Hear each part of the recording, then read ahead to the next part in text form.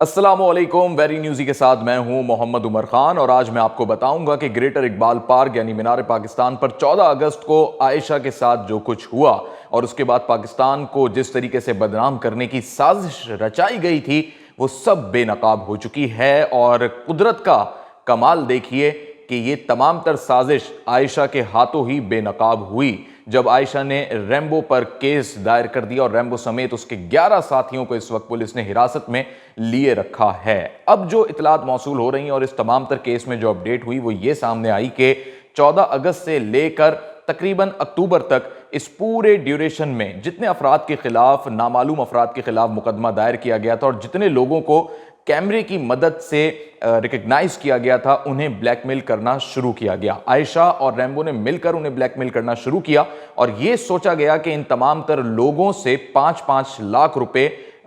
हासिल किए जाएं, बटोरे जाएं और 5 लाख रुपए लेकर उन्हें फिर उस केस से निकाल दिया जाए और जो नहीं दे गए पैसे उन लोगों के ऊपर मजीद केस को आगे बढ़ाया जाएगा, यानी प्रेशर क्रिएट किया जाएगा। मुजरिम 6 है 7 है 6 फी मुजरिम को अंदाज़न कितना, मतलब है कि अगर समझौते के लिए लिया जाए, अगर अंदाज़न, क्योंकि ज़्यादा तौर पे वो गरीब ही हैं, सब पता है ना, तो अंदाज़न कितना को मुश्किल से इन्होंने 5-5 लाख करना है। ये तमाम तर ऑडियो लीक हो चुकी है। इसके बाद मालूम यूं होता है कि इन्हीं पैसों के मामले में आयशा और रैम्बो के दरमियान आगे चल के इख्तिलाफ हो जाता है और ना सिर्फ इस पे इख्तिलाफ होता है बल्कि आयशा रैम्बो को घास डालना छोड़ देती है, जिसकी वजह से रैम्बो काफ़ी हद तक बरहम होता है और रैम्बो ने जो आयशा की नाजेबा वीडियोस रखी हुई थी, तकरीबन ये 3 वीडियोस थी जो न्यूड वीडियोस थी, और उसने उस पर उसे ब्लैकमेल करना शुरू किया। इसकी भी ऑडियो कॉल जो अब रिवील हो चुकी है या लीक हो चुकी है, उसमें बज़ाहिर बिल्कुल सुनने में ये आ रहा है कि आयशा उससे रिक्वेस्ट कर रही है कि ऐसा नहीं करो और वो आयशा पर बज़िद है रैम्बो कि वो ये कॉल्स, उसकी जो वीडियोज़ हैं वो व्हाट्सएप पे उसको पहले दिखाता है, उसके कुछ वीडियोस की स्क्रीनशॉट्स उसको दिखाता है कि तुम देख लो ये कौन सी वाली वीडियो है और जब मैं इसको लीक कर दूंगा तो फिर इसका क्या अंजाम होगा। नहीं किया, कौन सी वीडियो सेंड करनी है? क्या? कौन सी वीडियो सेंड करनी है? इसका तुम्हें, इस वीडियो का स्क्रीनशॉट तुम्हें मैंने भेजा है। सेंड करके क्या मिलेगा तुम्हें? तुम नेट ऑन करो, अब देखो बस। तुम ब्लैकमेलर बोलती है ना मुझे। तो तुम ये भी तो ब्लैकमेल ही कर रहे हो ना, ये क्या कर रहे हो? व्हाट्सएप ऑन करो फिर बताता हूँ। एक और ऑडियो कॉल जो लीक हुई और उसमें बज़ाहिर दोनों आपस में लड़ते हुए दिखाई देते हैं और रैम्बो उसमें खूब उसको आयशा को सुनाता है और पंजाबी लैंग्वेज के अंदर जो है वो उसको खूब डांट भी रहा है और ये बोल रहा है कि तुमने मुझे बर्बाद कर दिया, जिस पे उसको ये कहती है कि तुम मेरे शौहर नहीं हो, मेरी मर्जी में जिसके साथ भी अब रहूं, जिसके साथ भी अब वीडियोस बनाऊं। और रैम्बो को ये लगता है कि अब उसकी व्यूअरशिप, उसकी मार्केट जो है वो डाउन हो गई है और आयशा ने उससे अपने रास्ते जुदा कर लिए हैं, लिहाजा वो आयशा की तमाम तर चीज़ों को अब लीक करने का भरपूर ना सिर्फ प्लान बना लेता है बल्कि लीक करना शुरू भी कर देता है। बिलाखिर आयशा पुलिस के पास पहुंच जाती है और रैम्बो को तमाम तर 14 अगस्त के वाक़े का जिम्मेदार ठहरा देती है। मैं तेन सेंड करना तो मैं सारे वीडियो सेंड कर लेना, तो मेरा भी फेस देखी ते तेरा भी, ते ना खेडांगे ते ना खेडन देंगे, ठीक है? जे तू मैं नहीं ना तू भी नहीं रहेंगी तो मैं भी अपने आप आप बर्बाद करा, ठीक है? यही चाहनी है ना तू, यही चाहनी है ना, मेरी बर्दाश्त खत्म हो गई है। मैं हूं ऐसे टाइम वेख तू किथे किथे, मैं भी नाल आ, तू नहीं है मैं भी हाँ, ते तेरा जेड़ा सैट है ना ਇਹ ਵੀ ਮੇਰੇ ਤੋਂ ਜ਼ਿਆਦਾ ਦੂਰ ਨਹੀਂ, ਮੈਂ ਨੰਬਰ ਇਹਨਾਂ ਦਾ ਵੀ ਲੈ ਲਏ ਨੇ, ਇਹਨਾਂ ਨੂੰ ਮੈਂ WhatsApp ਹੀ ਸਾਰਿਆਂ ਨੂੰ ਵੀਡੀਓ ਕਰਾਂਗਾ, ਜ਼ਬੈਰ ਭਾਈ ਦੇ ਥਰੂ ਚੈਨਲਾਂ ਦੇ ਸਾਰਿਆਂ ਨੇ ਜਾਣਦੇ ਨੇ, ਠੀਕ ਹੈ? ਤੂੰ ਕਹਿੰਦੀ ਹੈ ਨਾ ਮੈਂ ਤੈਨੂੰ ਬਲੈਕਮੇਲ ਕਰ ਰਿਹਾ, ਮੈਂ ਬਲੈਕਮੇਲ ਮੈਂ ਵੀ ਖੁਦ ਮਾਰਾਂਗਾ ਤੇ ਤੈਨੂੰ ਵੀ ਨਾਲ ਹੀ ਮਾਰਾਂਗਾ। अच्छा चलो ठीक है। ਉਹ ਮੈਂ ਤੈਨੂੰ ਪਹਿਲੇ ਇਸ ਨੰਬਰ ਤੇ ਸੈਂਡ ਕਰਨਾ, ਦੂਜੇ ਫਿਰ ਹੁਣ ਹੀ ਮੈਂ ਉਹਨੂੰ ਕਰਨਾ, ਨਾਲ ਹੀ ਉਹ ਤੇਰੇ ਨਾਲ ਹੈ ਨਾ ਜਿਹੜਾ ਉਹਨੂੰ ਕਰਨਾ। अच्छा ठीक है, ओके ਠੀਕ, ਇਹ ਇੱਕ ਆਈ ਹੈ ਨਾ, ਇਹ ਦੂਜੀ ਆਈਫੋਨ 'ਚ, ਇਧਰ ਮੈਂ ਤੈਨੂੰ ਕੱਢ ਕੇ ਸੈਂਡ करना, जिथे तू जिथे जानती है ना, बात सुनो, तुम एक एक तस्वीर, तुम ऐसे एक एक तस्वीर, एक एक वीडियो, ये तेरी जिथे ठीक है, जिथे तुम्हें जहाँ सेंड करनी है कर लो। मुझे दाता साहब तू रश में फंस रही है, मुझे मेरे पास वीडियो आई है, यहाँ पे तू रुकी है वहाँ पे मेरे पास वीडियो आई है। उसके बाद एक बात मेरी बात सुन, एक बात तुम छोड़, मैं मुझे बर्बाद किया ना, मैंने क्या तुम्हें बर्बाद किया? मैं तो तुम्हें कह रही हूँ कल आज शूट करते हैं। अभी मैं भाई तुम्हें मेरा दूसरी काम है, मैं काम ना करूँ? हद मैं होती मैं- है। ये मैं वीडियो अब जब दूसरी जो मेरे है ना, पेरेंट्स, मेरी फैमिली मेरे साथ है, तुम मेरे मैं खामंद नहीं हो कि मेरे पे इस तरह की ठीक है, पाबंदियां लगा रहे हो। मैं नहीं लगा रहा। ये दूसरी वीडियो भी मैं तुझे सेंड करता हूँ, वो अभी इसी टाइम देखना, 5 मिनट के अंदर ये पहले अच्छा, तो रफान के पास जाएगी, उसके बाद फिर कहाँ, अब मैं भी ओके मरूंगा तू भी मरेगी। ये ओके, दूसरी ठीक भी है सेंड कर। ठीक है। अब तक की इतलात के मुताबिक रैम्बो समेत तकरीबन 11 अफराद को पुलिस ने हिरासत में लिए रखा है और आयशा की जानिब से कहना है कि वो सारा वाकया रैम्बो का प्लान था और रैम्बो का ये कहना है सलाखों के पीछे कि ये मेरा प्लान नहीं था, बल्कि ये तमाम तर प्लानिंग आयशा की थी और आयशा ने तो जाना भी किसी और के साथ था, लेकिन वो शख्स वहां पे नहीं पहुंच सका, लिहाजा मैं वहां पहुंचा और मैंने उसे बचाया। रैम्बो का क्या स्टेटमेंट था, ये वो भी सुनते हैं। मैं जानता हूँ कि किस तरह से मैंने उस लड़की को ज़िंदा कर लेके गया हूँ और आज मैं खुद जो है ना उसी वाक़या के अंदर नामजद किया गया हूँ। तो ऐसा कि ना मेरी गलती है और ना ही आयशा अकरम की गलती है। लेकिन मीनार पाकिस्तान जाने का प्लान जो था वो ना तो मेरा था, लेकिन आयशा ने जाना था लेकिन किसी और के साथ। लेकिन वो जो है ना उसकी भाई की डेथ हो गई थी, इस वजह से वो नहीं आ सका, तो फिर मुझे जाना पड़ा। तो आपने ये रैम्बो का बयान भी देखा और इससे पहले आपने वो ऑडियो कॉल भी सुनी और इससे ये मालूम होता है कि उस ऑडियो कॉल में रैम्बो ये भी बता रहा है कि उसने दाता दरबार या ऐसा कुछ जिक्र किया है उस कॉल में, जिसमें उसका ये कहना है कि तुम इस तरीके की वीडियोस बनवाना चाहती थी अपनी मशहूरी के लिए और दोनों ही एक दूसरे के राज भी जानते थे और ना सिर्फ राज जानते थे बल्कि दोनों ही एक दूसरे की कमजोरियों से भी वाकिफ थे। जबकि इन सारी चीज़ों में जो सबसे कह लीजिए कि सबसे बुरी चीज़ ये है कि जो नाजेबा वीडियोस रैम्बो के पास आई, यकीनी तौर पे वो बाय फोर्स तो नहीं आई होंगी, आयशा भी उसमें इन्वॉल्व रही होगी कि एक औरत ने, एक लड़की ने अपने आप को इस तरह पेश किया होगा कि उस तक उसकी नाजेबा वीडियोस रिकॉर्डिंग की सूरत में पहुंची। अब सवाल ये पैदा होता है कि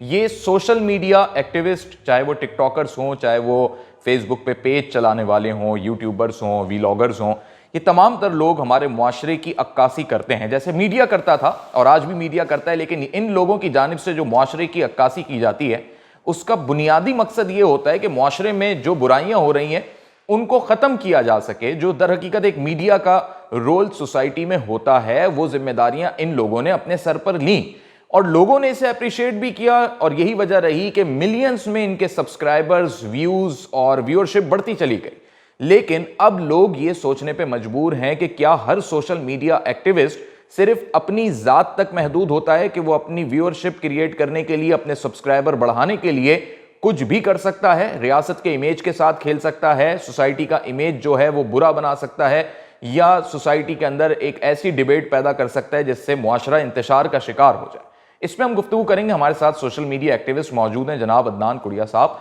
उनसे हम बात करेंगे। अदनान साहब, बहुत शुक्रिया वेरी न्यूज़ी के लिए, आपने टाइम निकाला। क्या कहेंगे इस मामले पर कि क्या सोशल मीडिया एक्टिविस्ट जिन्हें बड़ी पजीराई मिलती थी लेकिन आज लोग उनके बारे में सोचने पर मजबूर हैं कि ये सिर्फ अपने मफादात के लिए कुछ भी कर सकते हैं, किसी भी तरीके का कंटेंट बना सकते हैं, कोई भी साजिश रचा सकते हैं और आप जैसे लोग जो पॉजिटिव काम कर रहे होते हैं, पाकिस्तान का एक इमेज बिल्ड कर रहे होते हैं, यूथ की बात कर रहे होते हैं, वो भी फिर उसी तनाजुर में देखे जाने लगेंगे? सबसे पहले अस्सलाम वालेकुम रहमतुल्लाहि व बरकात। जो बात आपने पूरा बयां की कि क्या हुआ और किस तरीके से वाक़या हुआ और आज एक पेंडोरा बॉक्स इसका भी खुल गया फाइनली, और पहले भी इसकी कुछ लीक्स हुई थी। बात यही है कि पाकिस्तान जैसे मुल्क में जहाँ बहुत ज्यादा वैसी नफसा नफसी और बहुत सारी मतलब एहसास कंपनियां, गुर्बत, बहुत कुछ था, जब सोशल मीडिया का पॉजिटिव इम्पैक्ट आना शुरू हुआ इन्फ्लुएंसर्स के जरिए कि उससे एक ना सिर्फ मुल्क का एक इम्प्रेशन अच्छा जाना शुरू हुआ बल्कि लोगों को भी दोबारा जिंदगी की तरफ, जिंदगी की बहुत कुछ चीजें, कनेक्शन, लोग आपस में कनेक्ट हुए, कई लोगों को काम मिले, बहुत सारी चीजें हुई। तो ये जो सोशल मीडिया के जो कनेक्शंस की वजह से काम हो रहे थे और कामों की जो चीज जो एक आम आदमी कर रहा था, एक आम सोशल इन्फ्लुएंसर कर रहे थे, लेकिन ये कोई पहला केस नहीं। हमें इसकी जड़ में जाना पड़ेगा कि आखिर को ऐसा क्यों होता है कि ये ट्रेंड बन जाते हैं ऐसे, इसमें क्या अवामिल हैं। ये तो देखें, करने वाले तो ब्लैक शीप आर ऑलवेज हर तरफ हैं, सही है, सारे लोग एक बराबर नहीं होते और गंदे अंडे हर जगह होते हैं फॉर्चुनेट। तो ये मामला यहाँ पे भी इसी तरह से है। लेकिन क्या इन गंदे अंडों को स्टार बनाने वाले जो है वो क्या हम नहीं है? ये जो एक इम्पैक्ट आना शुरू हुआ था सोशल मीडिया की वजह से और इन्फ्लुएंसर्स की वजह से, जब ये टिकटॉक आया और टिकटॉक की एक सैलाब एक तरीके से बढ़ा और हमने देखा टिकटॉक पर अनफॉर्चुनेटली मुझे एक लफ्ज इस्तेमाल करना पड़ता है कि जिनसी तौर पे उभारने वाली जो चीजें अवामिल की वीडियोज हैं, यानी कि कुछ में ओरियानिक से भरपूर वीडियोज हैं, इस तरह की चीजें वो मुआशरे में ज्यादा अनफॉर्चुनेटली लाइक की जाने लगी और ये स्टार्स बन गए जिनको कल कोई पूछता नहीं था, उनको टिकटॉक स्टार्स का लक़ब देना शुरू कर दिया गया। वो यही बात है कि कमजोर लोगों को जो है वो मतलब आपने सर पर बिठाकर वो बना लिया और फिर आपने उनसे एक्सपेक्टेशन बांध ली कि वो आपके मुल्क का एक इमेज अच्छा लेकर जाए। तो ये कैसे होगा? पहली चीज मैं तो ये क्लियर करना चाहता हूँ। दूसरा, मेरा लोगों से सवाल है कि हमारे यहाँ पाकिस्तान और हमारा खित्ता मीम्स बनाने में हम सबसे आगे हैं और मीम्स बनाने में और देखने में जितना टाइम आपका जाया होता है, और अगर हम हमारे कौम की हालत देखें, आज डॉलर कहाँ है, हमारे मुल्क की इकोनॉमी कहाँ है, हमें तो सबने मिलकर जब कनेक्ट हुए थे जो एक पॉजिटिव इम्पैक्ट आया था आगे मुल्क को मिलकर इस कारवान को बढ़ाने के लिए, तो वो और मजीद बढ़ने की बजाय तितर बितर हो गया इस तरह के वाकयात की बिना पे। और दूसरी एक और चीज कि हमारे यहाँ गुमान, हम बदगुमान फौरन हो जाते हैं, ये हम मैंने हसन कौम हमारे अंदर एक चीज है सबके अंदर। तो जब इस तरह की कोई चीज आती है तो हम कहते हैं हाँ जी ये चीजें इसी तरह से एक्सेस करती होंगी, उसने ही किया होगा। खासतौर पर अगर खातून के साथ कुछ ऐसा हो जाए तो हमारे यहाँ फौरन कसूरवार के जनाब मर्द होगा तो उसने ये किया होगा। रोड पे अगर कोई खातून रो रही हो तो मर्द को इस बात को पूछे बगैर पीट दिया जाता है भाई कि जरूर इसने कुछ खातून के साथ किया होगा। तो ये जो बदगुमानी, ये मुआशरे का जो माइंडसेट क्रिएट हुआ जिसको करेक्ट होना था अच्छे सोशल मीडिया इन्फ्लुएंसर्स की वजह से, तो बहुत शुक्रिया कि आपने मुझे नाचीज को भी गर्दाना कि जैसे आप एक पॉजिटिव काम कर रहे हैं। तो आपने एक नोट किया होगा उमर कि बहुत अरसे से मैं खुद फेसबुक और दूसरी चीजों पे इतनी ज्यादा चीजों में एक्टिव आपको नजर नहीं आ रहा हूँ। उसका रीजन भी यही है कि बड़ी कोशिश की लेकिन लोग शायद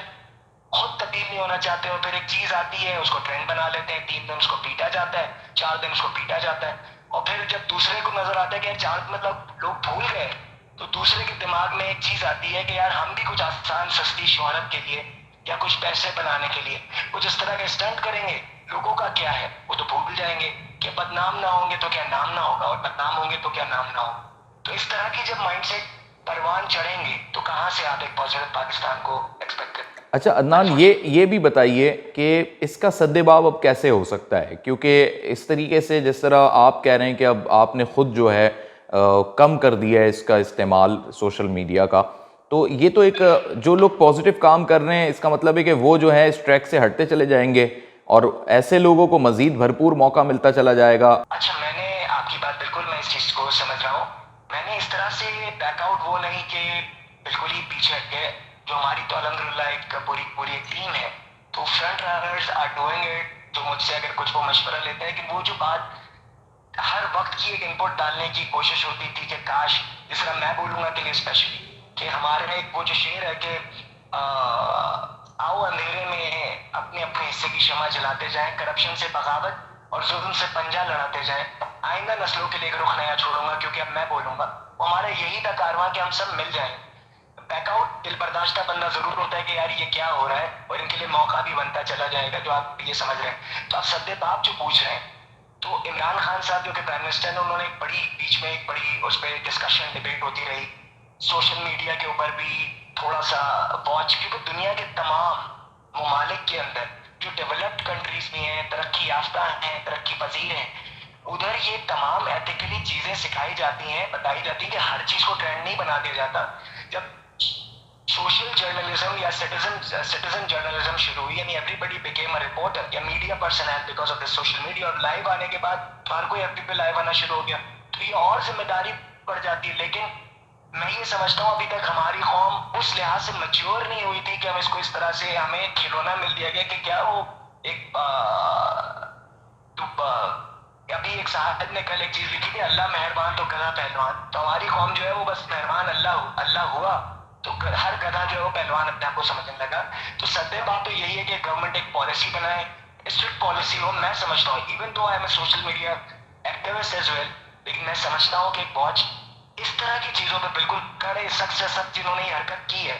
इस दफा जो ये हाथ आए हैं ये दोनों, चाहे वो रेम्बो जो अपने आप को रेम्बो कहते फिरते हैं, आमिर सुहेल नाम है उन साहब का, इनको एक इस तरह से जरूर कोशिश की जाए कि को ना इनको जो है वो कटहरे में वाक़ईतन, मुझे पता है वहाँ पे भी बड़े मसाइल हैं कि फैसले नहीं होते, लेकिन कुछ ऐसा इन जैसों के साथ किया जाए कि दूसरे सोशल मीडिया इन्फ्लुएंसर या टिकटॉकर्स जो इस तरह की हरकतें कर रहे हैं, करते फिर रहे हैं, वो इससे कुछ इबरत तो हासिल करें, कम से कम एक करेक्शन का सिलसिला। ठीक है, अच्छा अदनान, इसको इसके कंक्लूजन में अगर, क्योंकि बहुत सारे ऐसे फोरम्स हैं जहां पे ये मसाइल गुज़िश्ता कई महीनों से, बल्कि मोर देन ईयर डिस्कशन इस पर हो रही है, और एक उसमें तजवीज़ ये भी आई थी कि अगर हुकूमत जो है ऐसा कानून बनाए या ऐसी सतह पे कुछ काम हो कि इन लोगों पे पाबंदी आयद हो जाए। यही इसी तरफ आ रहा था जब खान साहब ने इस चीज़ के ऊपर कुछ इंदिया दिया था, तो ये पॉलिसी ही या कानून इस तरह से लेकर आएगा, लेकिन मसला ये है कि हमारे यहाँ जहाँ कानून आता है वहाँ उसको तोड़ने के रास्ते पहले से पता होते हैं जनाब कि कैसे VPN चलाना है, कैसे अपनी IPs को स्विच करना है। दिमाग ही जो है वो मतलब मिडिल पार्ट की जो है वो एक गैंग बनकर एक जत्थे की तरह, क्योंकि ये सब एक साथ मिलकर कमाने के लिए निकलते हैं, यानी आप कहें ना वो एक क्या बोलेंगे, ब्लफ मास्टर्स। तो ये आज के दौर के ब्लफ मास्टर्स हैं जो इस तरह से लोगों को लुभाते हैं, लोगों को ये करते हैं यूजिंग देयर वीडियोस। उनके पास रास्ते भी बहुत सारे हैं, क्योंकि देखिए इंटरनेट एक बड़ी डार्क वेब इटसेल्फ बड़ी खुली पड़ी हुई जगह है, एक्सेसिबिलिटी बहुत सारी जगहों से हो सकती है, बहुत कुछ हो सकता है, लेकिन फिर भी हमें कुछ ना कुछ तो कदम उठाना पड़ेगा। तो यस, बहुत शुक्रिया अदनान साहब, आपने अपना वक्त दिया। तो आज प्रोग्राम के इख्तिताम पे